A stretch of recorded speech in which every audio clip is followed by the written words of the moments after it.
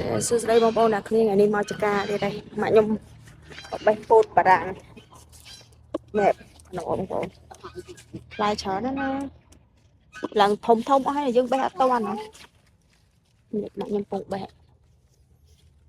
តែម៉ានដែរហ្នឹងអត់ឡើងកំហុសនេះយកមកកូនយកនេះកូនត្រេនជួយបេះហើយ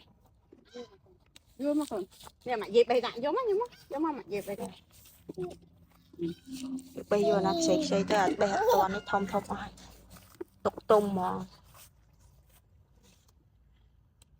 អាយទីណាពណ៌ស្វាយនេះមកដើមព្រោះស្វាយនេះអូនេះដើមមួយពណ៌ស្វាយពូជខុសគ្នាហ្នឹង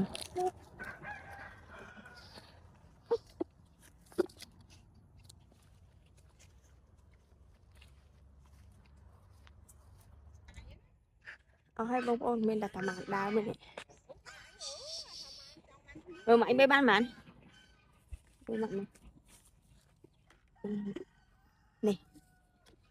កន្លះធុងដែរបងប្អូនបានកន្លះធុងដែរអានេះ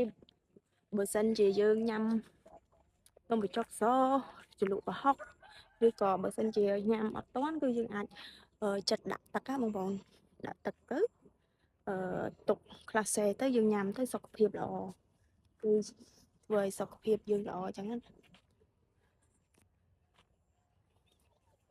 ដើរមើលទៅសិនពីយើងបេះហើយតបែកក៏យើងបេះហើយកូនត្រេននេះកូនត្រេនយ៉ាឆាច់វិញចាក់យ៉ា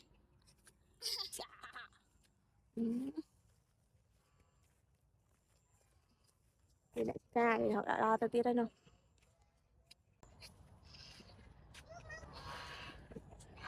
ទៅទៀតហើយនោះកូនត្រេនណាមានបងប្អូនមើលតិចទៀតដើមបញ្ជូរព្រឹកអូនេះបានហើយនេះអត់ផ្លែធំល្មមនេះមើលណាជួយចេញទុំបានផ្លែមួយហ្នឹងទូចចាំមកខ្ញុំធ្វើ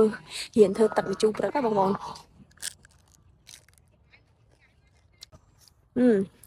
បានអំបិលឆ្ងាញ់ឡើងណា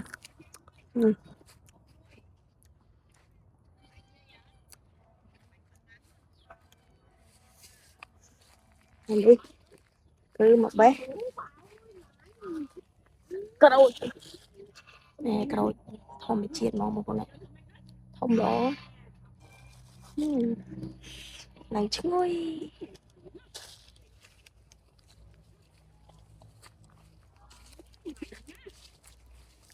ឈ្ងុយមែន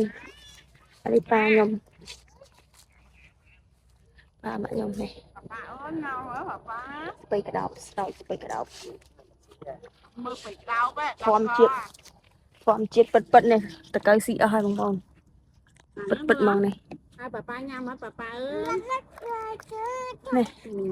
តកៅស៊ីខ្ទេចអស់អានេះតឡាចបងប្អូនតឡាចដែលខ្ញុំដាំផ្សាំមុននោះឥឡូវប៉ាខ្ញុំយកមកដាំនេះល្អឡើងល្អហ្មងអូខេឥឡូវមានអីទៀតទេវីដេអូខ្ញុំគឺមានតែប៉ុណ្្នឹងទេបងប្អូនឡើងខ្ពស់មានចេកមានត្បែកមានពុធាមានល្មុតមានស្ដៅត្បែក